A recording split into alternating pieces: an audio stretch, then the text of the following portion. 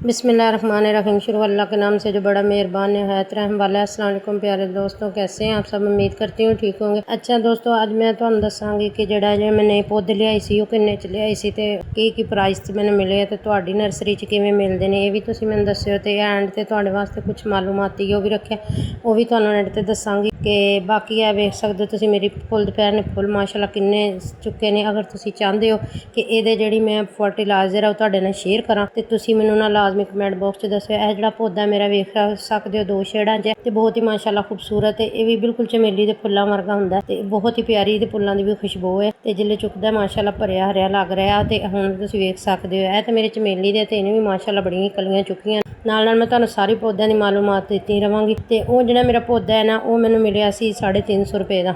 तो जो मैं लैके आई थी मैं 4-5 पौधे ले सन तो फिर भी नर्सरी वाले ने ना काफ़ी महंगे पौधे मैनूं दिते ने लेकिन मैनूं शौक सी मैं लै आई हूँ। वो मैनूं 450 च मिलिया सी ते उस पौधे दे नाल एक मेरा होर पौधा है वह भी मैं तुहानूं विखानी हाँ। वह भी मैनूं मिलिया सी। जिहड़ा ये मैं लियाई सा मेरे ख्याल से 200 का चमेली का बूटा मेरा पहले लगा सी ते फिर बाद चों खराब होया फिर मैं लैके आई। तो यह जिहड़ा पौधा है मैनूं 150 च मिलिया सी। जिहड़ा इहदे नाल वड्डा पौधा है ना वह जिहड़ा बहुत ही खूबसूरत मैनूं लग रहा सी लेकिन वह 2500 का दे रहे सी। ते मैं सोचा कि 2500 रुपए का एक पौधा लवां तो काफ़ी कम है कि तुसीं मैनूं छोटा ही दे दो। तो इस वास्ते उन्होंने कोलों मैं छोटा पौधा लैके आई सी 150 का मैनूं मिलिया सी। ते 150 तो फिर मैं चलो ठीक है वड्डा होएगा तो आपे मैं आप पाल लाँगी इहनूं। ते ओह फिर लियाओ तो शौक हुंदा है ना, तुहानूं पता पौधों का। ये मैनूं 150 च मैं लैके आई सा ते ये तो वड्डा पौधा मैं तुहानूं दस चुकी हाँ कि 2500 का। ते अगे जिहड़ा मेरा पौधे है मैं तुहानूं विखा रही हूँ आस्ता आस्ता अपने सारे पौधे अज तुहाडे नाल शेयर करांगी जिहड़े मैं मुल लैके आई हूँ। बाकी मेरी फुल दोपहर भी नाल तुसीं वेखदे रहिओ। ते यह जिहड़ा मेरे फुल दोपहर है ना ये माशाअल्लाह पीले फुल चुकदी है। ते यह तो मैं कटिंग तो लगाया तुहानूं पता सदाबहार माशाअल्लाह इस दफ़ा इन्हें मैनूं बहुत ही ज़्यादा फुल दिते भर भर। ते यह जिहड़ा मैं पौधा लैके आई सा ये भी मैनूं 300 का ही मिलिया सी। ये भी फुल सफेद कलर देंदे ने छोटे छोटे बीज की तरफ ते ये भी बहुत प्यारी खुशबू देंदे ने। ते ये भी तुसीं वेख सकदे हो। तो माशाअल्लाह ये तो वाहवा ही हरिया भरिया ना। तो इन्हें नवीं फोटा भी कड्ढनियां शुरू कीतियां। ते यह मेरा रात दी रानी का पौधा है इन्हें भी रात फोटा कड्ढनियां शुरू कीतियां। ते यह हजे ज़रा इन्ना नहीं होया लेकिन ना काफ़ी बेहतर है। तो यह जिहड़ा पौधा लाल पत्तियां वाला ये मैनूं मिलिया सी 300 का।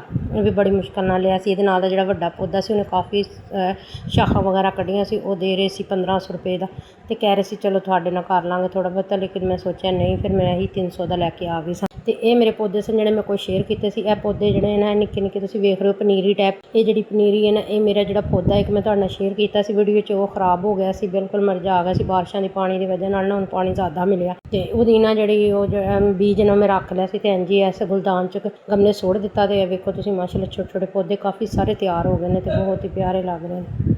तो इसी तरह पौधे तुसीं वेख सकते हो कि तुसीं अगे तो अगे तैयार भी कर सकते हो बीज की मदद नाल। यह मेरे एलोवेरा के पौधे ने छोटे ने ये मैं अजे छाए ते रखे ने क्योंकि इन्होंने मैं पिछे पोट किया सी। ये भी मैं तुहाडे नाल शेयर किया सी। ते यह जिहड़ी मेरी बोगनविलिया की वेल ये भी तुसीं वेख सकते हो माशाअल्लाह उधर मैं इनू भी पोटिंग की सी। तो हुण तुसीं वेख सकते हो भी अच्छी तरह जिहड़ी है ना फुल चुक रही है। तो बिल्कुल उन्हें जगह पकड़ ली जमीन च लगा दी है क्योंकि मेरे को ना इन्ना वड्डा गमला नहीं सी। मैं सोचा थोड़ी जगह है क्यारी दे विच ते मैं उत्थे इनू लगा दिता सी। ते यह मेरी दीवार का फैनल लुक है जिहड़ा मैं दीवार ते बनाया सी। मेरा माशाअल्लाह पुदीना भी तुसीं वेख सकते हो कटिंग तो मैं जिहड़े पौधे तैयार किए। बाकी मेरी जिन्नी भी फुल दोपहर लगी हुई हो तुसीं वेख सकते हो। तो किवें दी मेरी तुहानूं वीडियो लगी किवें दे मेरे पौधे लगे ते किवें दे मेरे पौधों की डिजाइनिंग लगी तुसीं मैनूं सारा जरूर कमेंट बॉक्स च आके दस्सिओ। तो तुसीं मैनूं दसना है कि तुहानूं किवें दी मेरी दीवार का लुक लगा तो किवें मेरे पौधे लगे। कुछ पौधे मैं तुहाडे नाल शेयर कर लए ने कुछ पौधे रह गए ने मैं अगली वीडियो च तुहाडे नाल जरूर शेयर करांगी। तो बाकी कुछ होर पौधे ने जिहड़े छत ते पे ने वो भी तुहाडे नाल शेयर करांगी। तो मेरी वीडियो तुहानूं किवें दी लगी है तुसीं लाजमी मैनूं कमेंट बॉक्स च दस्सिओ।